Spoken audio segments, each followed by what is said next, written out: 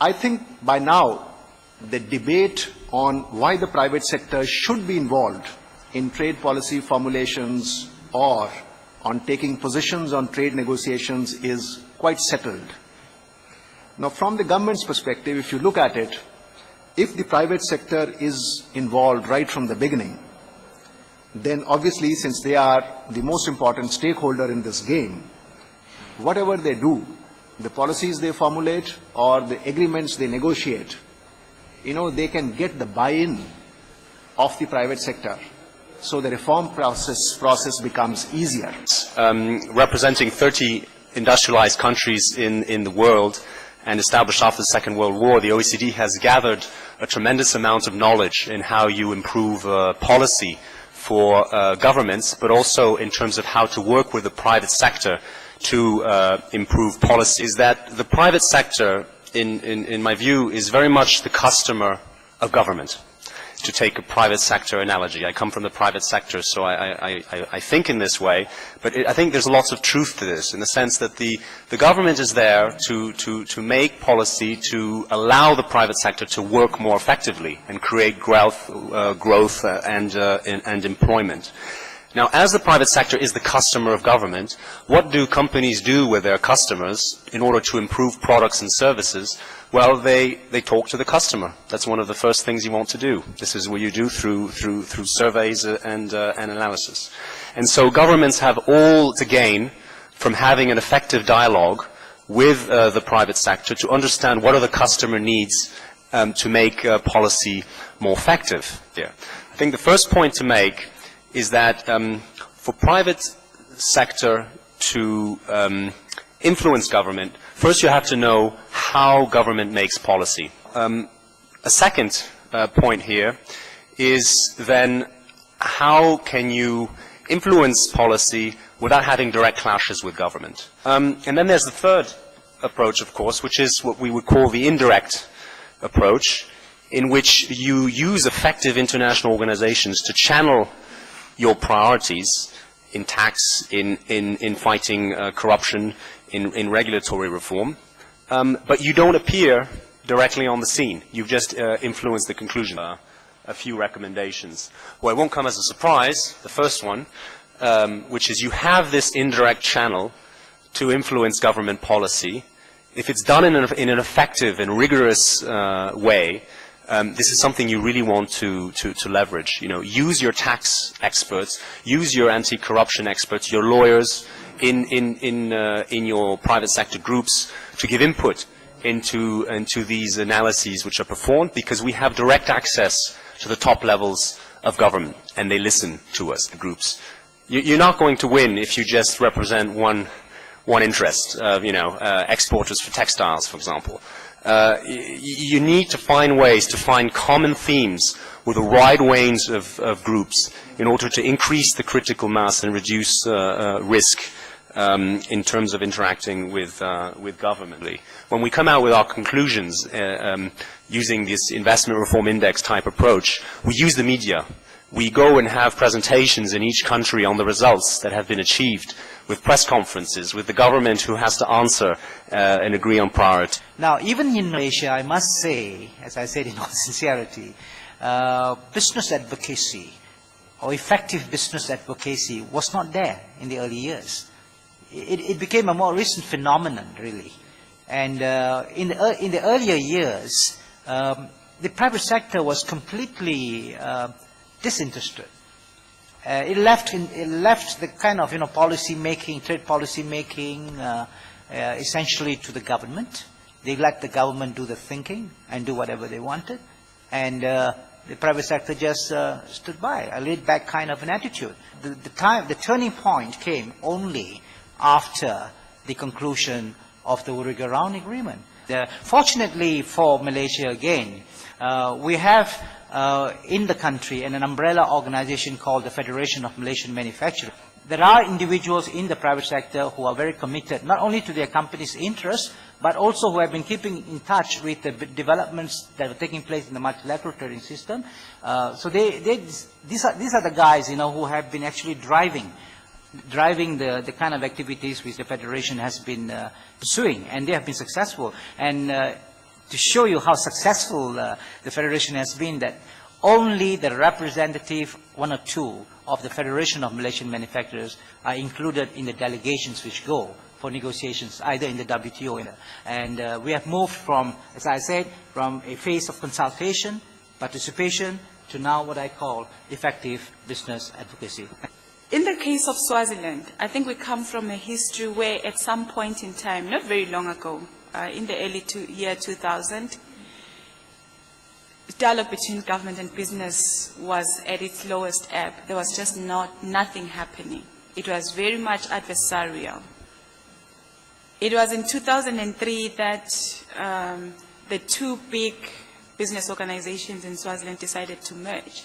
That was the Federation of Swaziland Employers, which was mainly dealing with labor issues and all that. And then the Swaziland Chamber of Commerce and Industry, which basically deals with domestic trade, international trade, and other issues that impact on commerce. They decided to form one institution, which is the Federation of Swaziland Employers and Chamber of Commerce. We represent 80% of all businesses in Swaziland. So that gives us the legitimacy to advocate on behalf of our members. And secondly, we had to convince the government that we're an honest broker. But also, I think the board of directors did a very good, it was a good decision to say, let us employ the best. So government then started to realize that, you know, this is one group we can work with.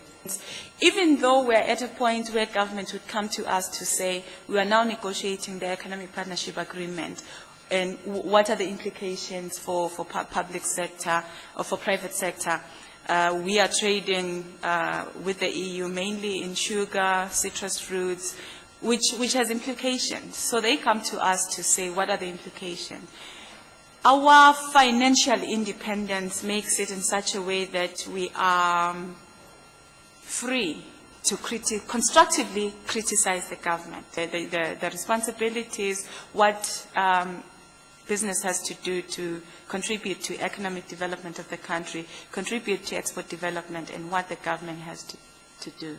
SERA hosts different sectorial organizations, because since it is an exporters organization and all sectors are involved in foreign trade, then SERA can host under its own roof, for example, federations, the Federation of Citric Fruit Producers, footwear manufacturers, and so on. We have like 24 different sectorial institutions that are hosted under SERA's umbrella, and they can make their concerns known to SERA, always in the area of foreign trade.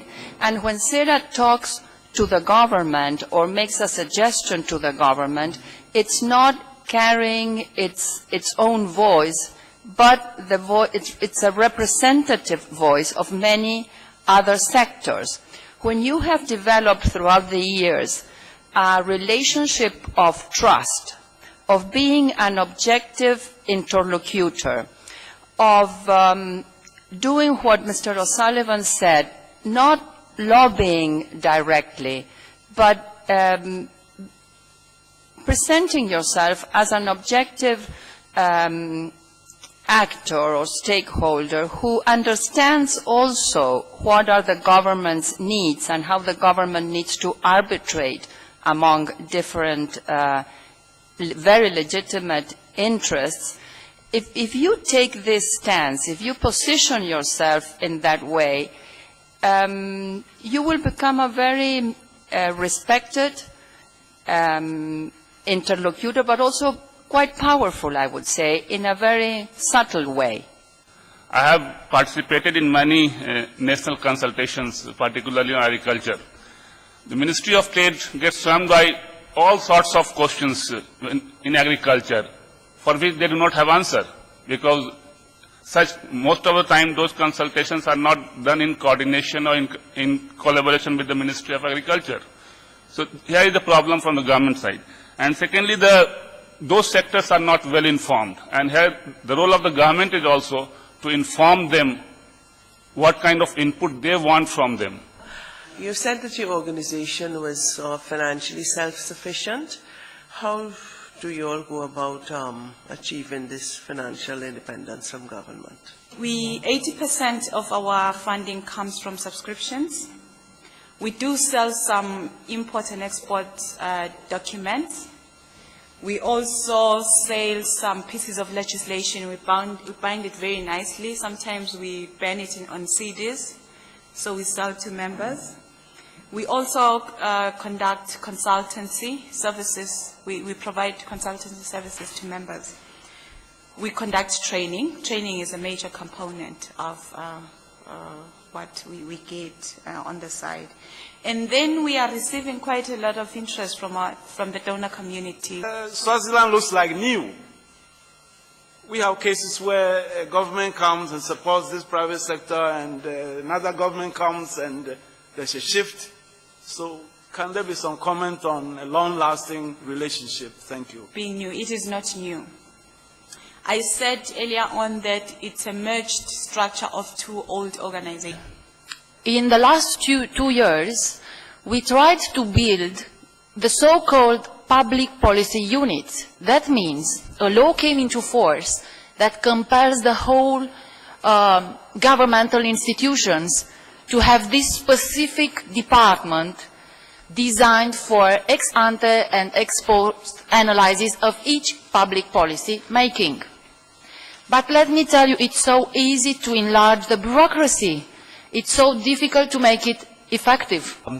It is not always that we get the right kind of inputs from the private sector. And I can tell you, in the case of Malaysia, we are fortunate in a way that the bureaucracy, the civil servants in the various ministries and agencies are a good crop. And also we have a development planning process in the country which is very well structured and very well focused.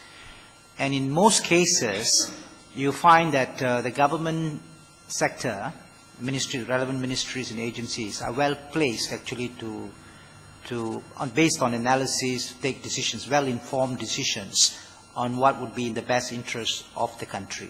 But in terms of laws and legislation, secondary legislation, rules, these are the area that how you really calculate that what would be the impact, and you bring that analysis to the government and say that what to change and how. So my question to you is that how really an institution like us can approach OECD for some assistance? I mean, the OECD in this case can provide you knowledge on how you do a regulatory impact analysis. And there's quite a few, policy guidelines on doing this. You can refer to, the OECD Knowledge Bank here on how RIA is done.